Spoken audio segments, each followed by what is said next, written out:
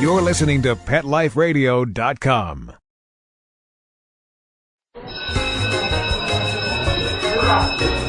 Okay, class, take your seats. I said take your seats. Class, sit. Shh. I swear you're all acting like a bunch of animals.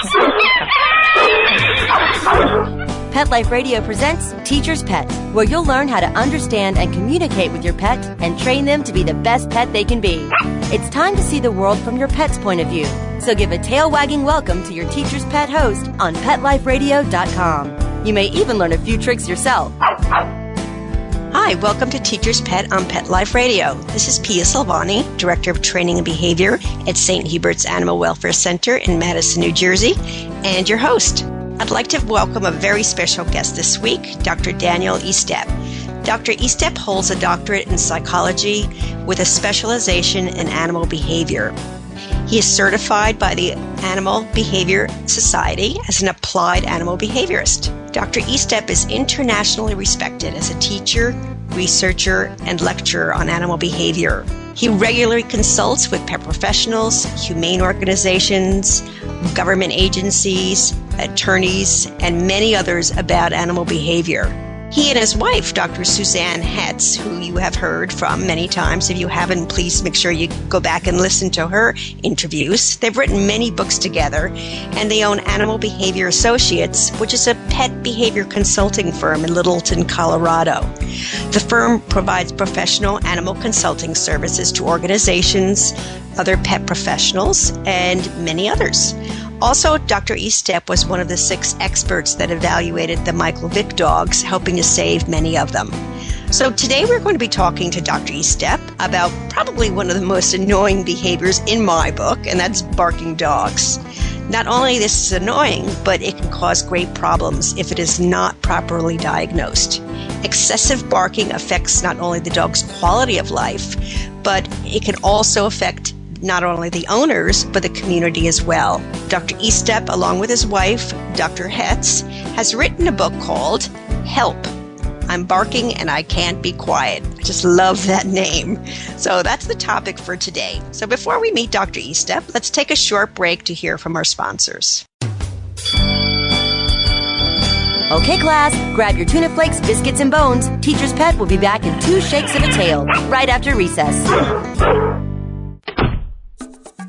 Hey, ready to take a walk? Not just you, but the whole family. It's the 2009 Whisker Walk, Sunday, June 7th from 11 to 3 at the Lancaster Fairground in Lancaster, Massachusetts. Pet owners and animal lovers walk to lend a paw to benefit the animal shelters and pet charities they love. Come see exhibits, demonstrations, educational programs, special attractions, product giveaways, entertainment, auctions, raffles, food, fun, and things for adults and kids to see, do, and buy, both human and pet related. Whisker Walk 2009, a fun day for everyone. For more information, log on to whiskerwalk.org. Coast to coast and around the world, it's Oh Behave with Arden Moore. Find out why cats and dogs do the things they do and get the latest buzz from wagging tongues and tails in Rin Tin Tinseltown. From famous pet experts and best-selling authors to television and movie stars, you'll get great tail-wagging pet tips and have a fur-flying fun time. Oh Behave with America's pet edutainer, Arden Moore. Every week on demand. This is the place for a special paparazzi treat. Only on PetLifeRadio.com. Let's Talk Pets on PetLifeRadio.com.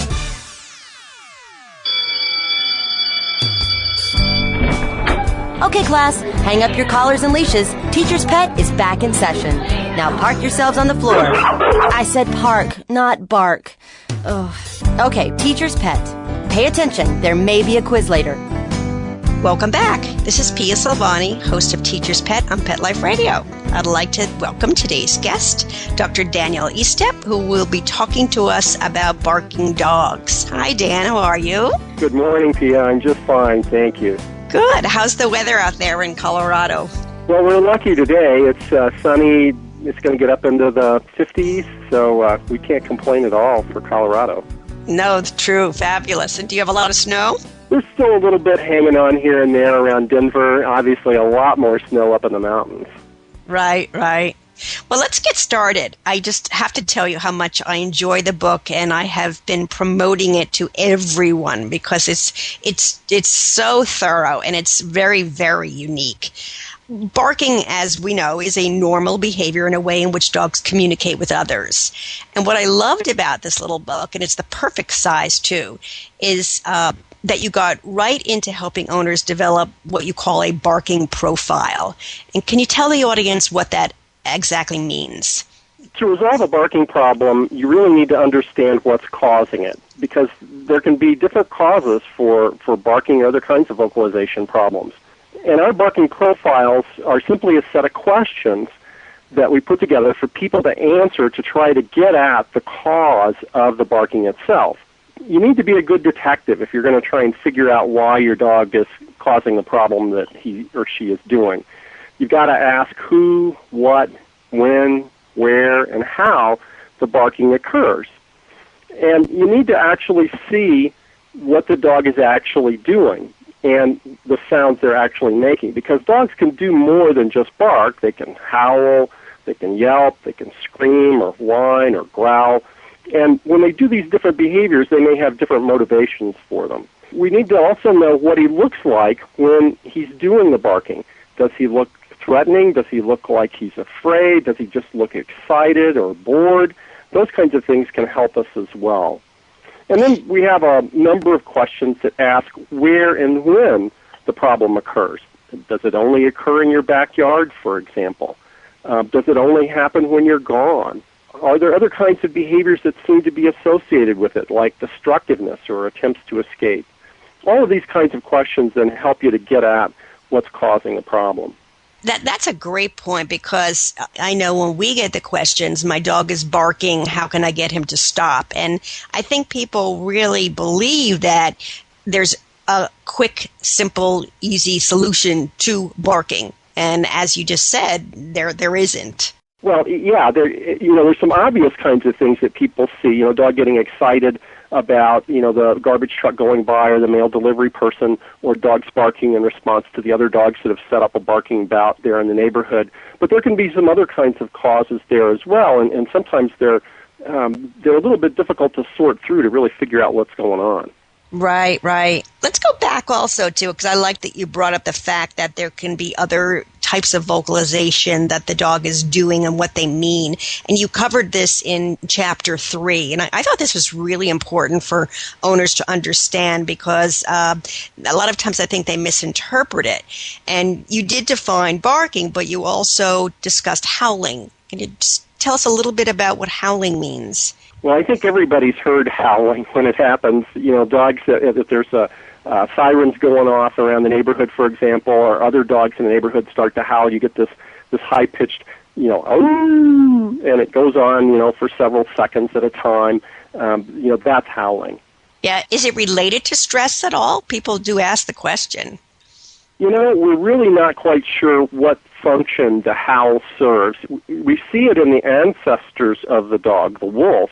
Wolves howl, and they seem to do it as a way to kind of get other members of the pack that may be off at a distance to come and join them. So it's almost like a call home. We also see it as apparently in kind of territorial disputes between wolf packs, where they will set these howling matches against each other. But other than that, we're really not quite sure what function it serves for our domesticated dogs. Interesting. You also brought up yelping and screaming. Talk to us a little bit about that. Again, I think a yelp is a pretty common sort of vocalization that most people would understand. It tends to be relatively short. It tends to be kind of a high-pitched sort of little sound that a dog may make if you accidentally stepped on his toes, let's say, or if he tripped over something. He might yelp and give that short little burst. And you often see that when dogs are, experiencing some pain or some sort of distress, they may yelp.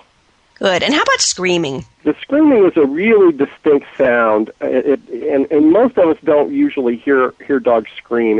It happens when they're in pain or where they're really, really distressed, really frightened about something, then they might scream. And just as the name implies, it's kind of a blood-curdling sound, and you don't mistake it for anything else. As I say, it's pretty rare, though, for most of us to come across a dog who's that distressed. But something that we do come across is whining and whimpering. And I know so many people have said, I've tried to correct him, I can't stand it, and he just continues to whine and whimper. Yeah, with the whining and whimpering, it oftentimes can happen in situations in which they're sort of mildly distressed. And sometimes it'll grade into a bark or a howl. Sometimes they'll whine or whimper as a way to get your attention. And I think that's the situation in which people find it most distressing, is the dog standing next to you, and it's 4 o'clock and it's the usual time that you take your dogs for a walk. That's the way it is in my house. And so I can count on my dogs to come and stand next to my chair and start staring at me and whining a little bit and whimpering to get my attention because they're ready to go. Right, exactly. A question came up, it was really interesting on this particular topic. Do they know that they're whining and whimpering? Because they felt that when they corrected it, there was no reaction. Are there any studies on that?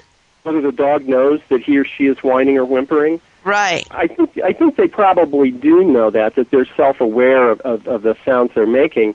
It may be that when people try to punish it and they think that they're not seeing any response to that maybe they're not doing the punishment correctly. Or the other thing is and maybe we'll talk about this a little later on, there's certain kinds of vocalizations or certain kinds of situations where you really don't want to be punishing your dog because it oftentimes just makes it worse. And if the dog is whining or whimpering out of fear or distress and you start to punish them, then that can make that anxiety worse and may actually lead to even more whining and whimpering in that kind of situation. Great point. All right, let's move on. In Chapter 4, you talked about body language, and I know I have always promoted you and Suzanne have a wonderful DVD called ACT, A-C-T, that I think is one of the best out there. I definitely promote it. But talk to us a little bit about, maybe you can help people understand when a dog is barking, particular behaviors or body language signs that they should look for. Dogs really reveal their emotions and their motivations through their body language. And if you can understand that, if you understand what that body language means, interpret it, then it goes a long way in terms of trying to figure out what's causing the barking or other kind of vocalizing that's causing a problem for you. For example, if you see that your dog seems to be afraid when he's barking, his ears go back, his tail goes down and is tucked, you see him crouch down in a low kind of crouch or try to run away from whatever it is that he seems to be responding to, that should tell you, well, I think there may be some fear or anxiety here that may be motivating that behavior. And that would be a really different body posture than what you would see out of your dog if he was simply responded excitedly to the children that he's seeing outside the fence. Kids going to a school bus stop, and so your dog's running back and forth across the fence, and his ears are up, and he seems to be real friendly, and he's kind of bouncing along and barking at the same time to try to get the kid's attention.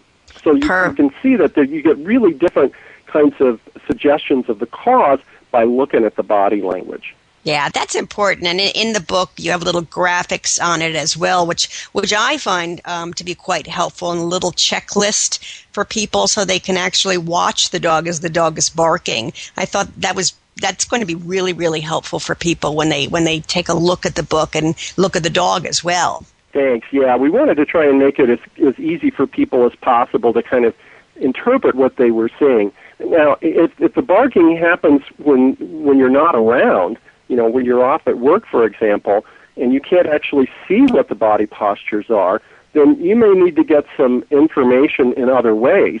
You try to videotape your dog when he's gone, or try to sneak back to the house and peek over the fence or into the house when he doesn't think you're around so that you can see what he or she is doing. Or you may even want to ask a neighbor, to poke over the fence and take a look at what the dog is doing, what he looks like when you're gone.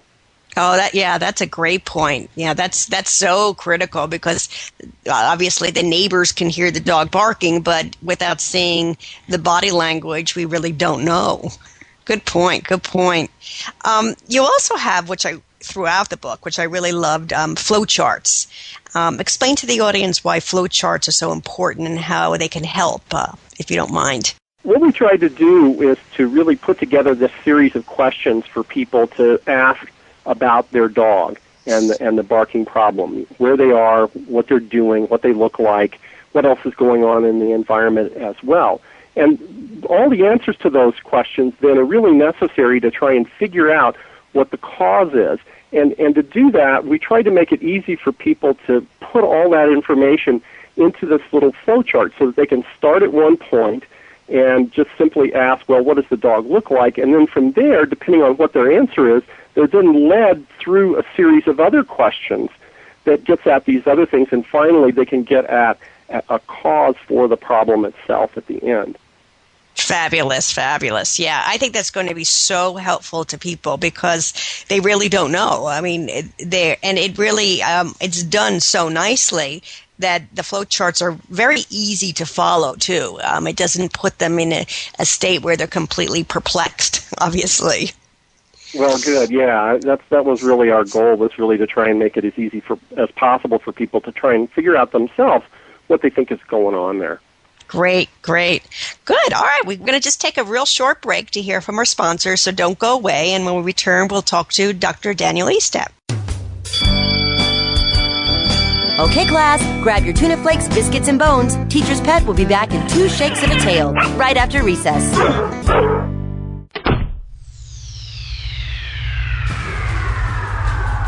Greetings, human. What planet am I on? Welcome to Pet Planet. Here's a copy of Pet Planet Magazine, Florida's most informative and fun pet resource magazine. It features heartwarming stories and informative articles from local and national pet experts. Excellent. Pet Planet Magazine offers Operation Planet Rescue, helping rescued pets find new homes. And it's available at 500 locations in South and Central Florida and 24/7 on the internet at petplanetmagazine.com. If you're out and about with your pet, you may be featured in Paparazzi, candid pictures of you and your pet. For up-to-date pet-friendly events, activities, and pet-related services and products, Pet Planet Magazine is your final destination. I shall take this magazine home with me. Back to your home planet? No, to my condo in Boca. Pet Planet Magazine. Check them out at www.petplanetmagazine.com or 352-394-8578. It's out of this world.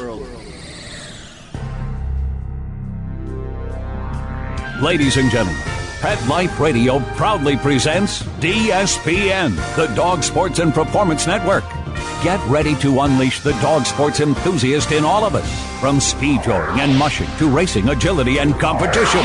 This is the place to learn all about the dog sports and activities that you can do with your furry best friend and canine competitor.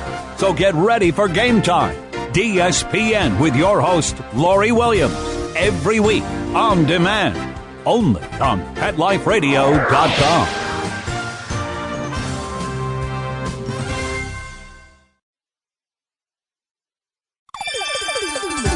Let's Talk Pets on PetLifeRadio.com.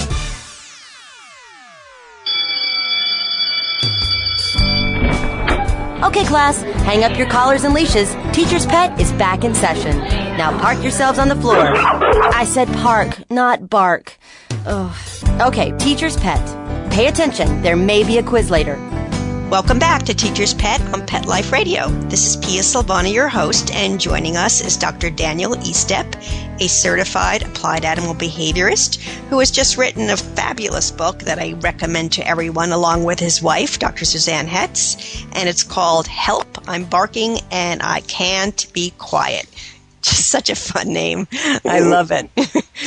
In the book, Dan, you have a 5-step positive, proactive plan that's so clearly laid out. I love that you put the word positive in there.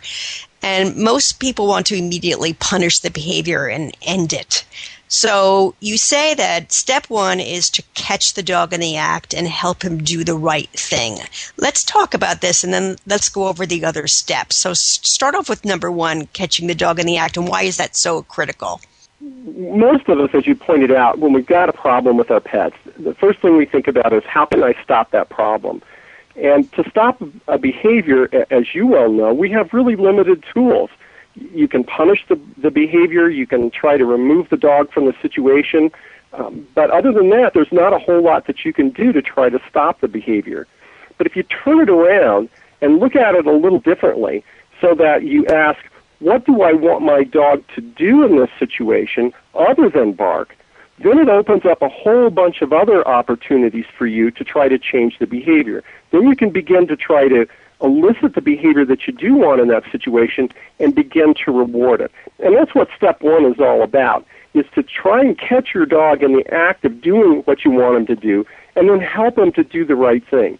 Technically, we talk about using positive reinforcement in those situations to try to reward the appropriate behavior. But it's also setting up the proper kind of situation there so that you can get the right behavior as well. So if your dog is out in the backyard and he just happens to be snoozing on the porch as the kids are walking by outside and he's not up barking, you want to reward that behavior. And this is something that all of us do too little of, and that is to reward our dogs for doing the right things. Too often we only pay attention to them when they're doing something that we don't want them to do. And so this is really designed to help turn that around and get people to think in a different way about their dog and the behavior they want. That's a great point. I think in defense of people, I think maybe they don't reward it because, A, they think that the dog knows he's doing the right thing, and they don't think about that the rewards can bring about a continuation of the good behavior. So they just take it for granted. Exactly. That's exactly right. And in fact, that's not true. And it's one of the things that we really need to help people understand better is that if they do reward the behavior, if they do active things to try to encourage the behavior, it's going to only make it stronger and make it more likely to happen in the next situation that they come across. Right, right. Now, the second step is don't let bad habits develop. Give us an example of that. A lot of people think it's really cute when their puppies start barking at people or barking at the door. And when the dog is really young, they think, oh, this is such a cute behavior, and everybody's laughing at it. And they're really allowing the dog then to practice barking in that situation.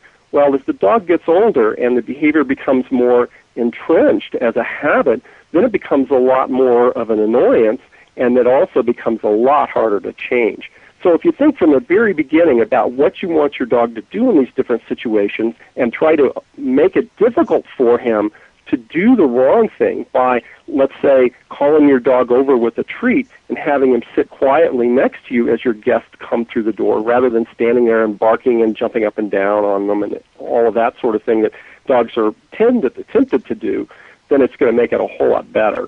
Yeah, I know a common problem that we get in our classes, or a question that comes up.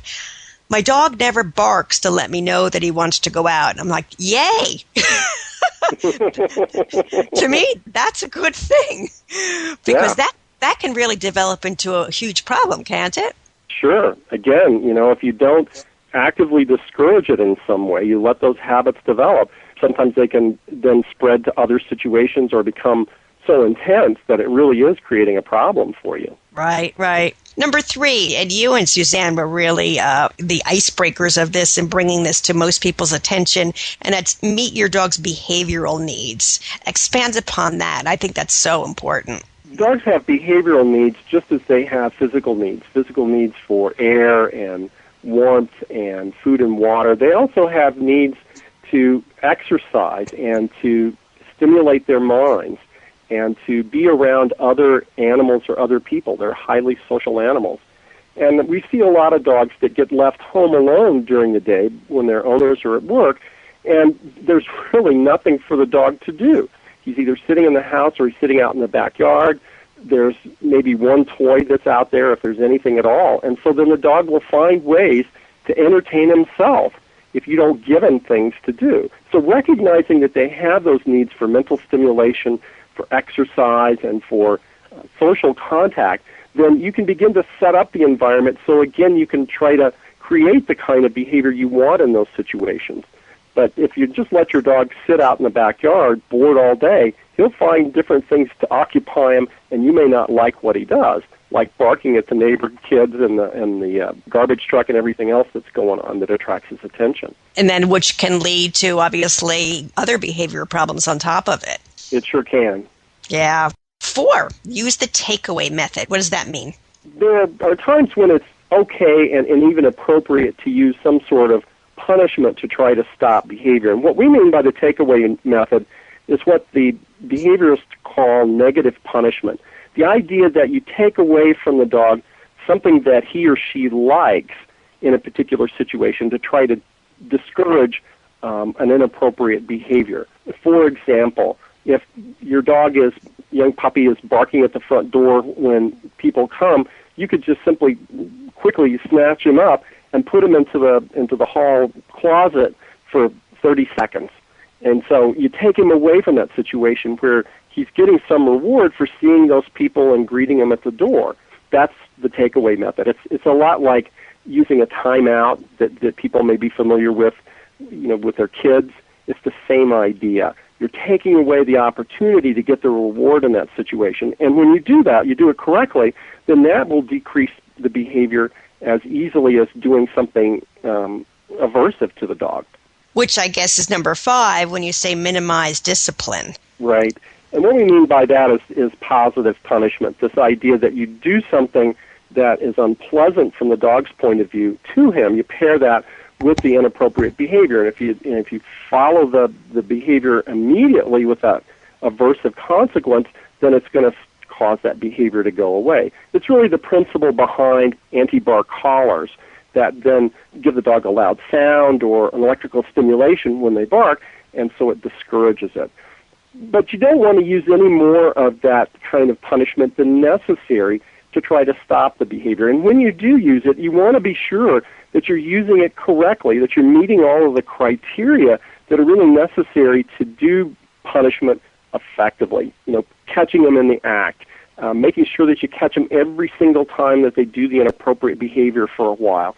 And if you do that, then the dog will be discouraged from doing it and the behavior will go away. Good. And let's stick with, actually, you brought it up, so I would like to expand upon that. You did in the book also discuss anti-bark devices and punishment. Give us your thoughts on that, when they might be appropriate and when not. People, all of us, myself included, are always trying to look for a quick fix for a behavior problem. And the bottom line is that it's not always the case that we can use a quick fix to really solve behavior problems like that. Anti-bark collars definitely have their place in trying to deal with barking problems. And there's different kinds of them that are out on the market. There's ones that just simply give a little tone or a high-pitched squeal that the dog can hear, but the owners can't, that is to act as a punisher. Or it may release this little jet of spray of citronella oil or lemon oil under the dog's chin, which is a smell apparently the dogs really hate, but doesn't seem to bother us very much. Or it gives them this electrical stimulation whenever they bark. Those kinds of things could be useful with certain kinds of problems. For example, if you've got excitement barking, like our dog Ashley, for example, she barks at just about anything that changes in our environment. A leaf blows off a tree, and she's got to bark about it. Somebody slams a car door 6 blocks away, and she's got to bark about it. She's not afraid. She's not distressed. We know that she's perfectly healthy. It's not related to any sort of injury or illness or anything like that. It's just how she kind of expresses herself when something changes. Now, with her, we've used these anti-bark collars in the past, and they work very effectively in terms of stopping her barking. And then we try to pair that with giving her something else to do in that situation that then she can be rewarded for. So we give her a stuffed Kong toy or one of the Premier Pet Products toys, the Funny Bone, things like that. They'll keep her busy in that situation. And that works the most effectively in terms of changing the behavior when you can pair the punishment then with the behavior that you want to try to get the animal to do in that situation and then reward them for that. Right. I like that you brought up the point that there's no anxiety involved or there's no fear involved, because I think that's where people go wrong. They want to end the behavior, but they're really not. They haven't come to really a diagnosis of why the dog is barking. So they could be punishing a dog that is fearful, and what are the results of that if they make that attempt? From our point of view, you don't ever want to punish any sort of fear, like a fear of thunderstorms or even a fear of people or objects, like fear of the garbage truck noise that it makes, or separation anxiety, which is another fear-based problem. You don't want to be punishing aggression, aggressive barking, because then you end up with a dog who's still aggressive, but now he doesn't bark, he doesn't warn people when he's going to go bite them. Or if they have some sort of medical problem or a compulsive problem that's triggering the barking. In all of those situations, using punishment just makes the anxiety or the aggression or the compulsiveness worse. It doesn't stop the behavior. And so then you end up either with a worse problem than you had before, or it creates other kinds of problems that happen to go along with it. So now your dog gets afraid of the garbage truck that goes by on Tuesdays. He isn't barking because he's got the bark collar on. He's jumping the fence and running away because he's so terrified with everything that's going on with him now. Oh, great point. Yeah, I'm so glad you brought that up. That is really, really critical. One more question, if you don't mind, before we end. The half hour goes so quickly. You did mention the difference in trainers and behaviorists, and you have a real nice outline on how to select the right one. Can you explain what that means and give a few tips so people know exactly what to look for, maybe some questions to ask, and what they should be cautious about? We designed our book to really try and help people figure out what's causing their barking problem and to help them to try and resolve the simpler kinds of problems for themselves. But there's certain problems out there that really are beyond what I think most pet owners can do, things like aggression problems or things like separation anxiety. And so there, when we've identified those problems or had people identify them, then we want them to go get professional help where they really can get a good resolution to the problem without making it worse or creating other kinds of problems for themselves and the dog. And there are a variety of pet professionals out there that they can get that help from. I think perhaps the first thing that people ought to do whenever they have any sort of problem behavior with their dog is to seek out their veterinarian's advice. Because even though it may not look like it's a medical problem, sometimes there can be medical causes or medical conditions that complicate the behavior problem. So going to their veterinarian first allows them to either treat or rule out those medical conditions. And then perhaps the veterinarian can give them a recommendation for a trainer or a behavior consultant in their area that can work with them.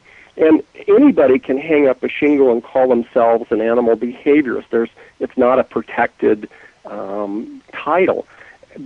So with all of these people out there offering these services, some are obviously better than others.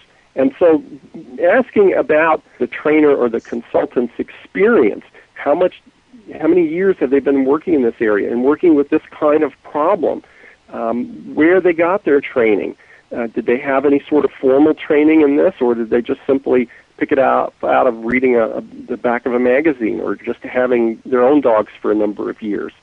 Do they have professional memberships? And what this really indicates is their interest in ongoing education and really trying to keep up with the new things that are coming out in science every day that can help them try to deal with their pet's problems. You can sit in on a training class. If you're thinking about hiring a particular trainer, ask to sit in on one of their classes so that you can see what kind of techniques they use and what their philosophy is really about working with behavior. And really not to feel uncomfortable about doing anything that the trainer or the consultant tells you to do with your dog that you don't feel good about. If it doesn't seem right to you, then you have every right in the world to say, no, I don't think I want to do that. Let's look for some other options other than what you recommended. And good trainers and consultants will do that for you. They'll provide you with a range of options that you can use in these different situations to try to resolve the behavior problems. They're not going to tell you, oh, there's only one way, and if you don't do it this way, you're a bad person. That simply doesn't happen. And so simply by being intelligent consumers of the information that's out there and the resources that are out there, I think people can get the kind of help that they really need to deal with these problems. Good information, Dan. Excellent. So, unfortunately, we are out of time, and I'd truly like to thank you so much for joining us. Where can people purchase your book? Thanks a lot. I've really enjoyed being with you here today. They can go on to our website, helpingfido.com, and you'll find the book there. Fabulous. Well, we want to give Dan a thank you. And don't forget, next week we will be conducting our live training session. So come ready with your tug toy, a bag of treats, and, of course, your dog. A special thanks to our producers for making this show happen. And if you'd like a transcript of this show or any other shows on Pet Life Radio Network, please go to PetLifeRadio.com and click on Teacher's Pet. Also, if you have any questions, comments, or ideas for future shows, please email me at pia@PetLifeRadio.com. So, until next time, this is Pia signing off. Thank you, Dan. I really appreciate it. And thank you for your interest in Pet Life Radio. Take care. Bye-bye. School's in session on Pet Life Radio with Teacher's Pet. Learn how to communicate with your pet, train your pet, and see the world from your pet's point of view. You may even learn a few tricks yourself. Teacher's Pet, only on PetLifeRadio.com.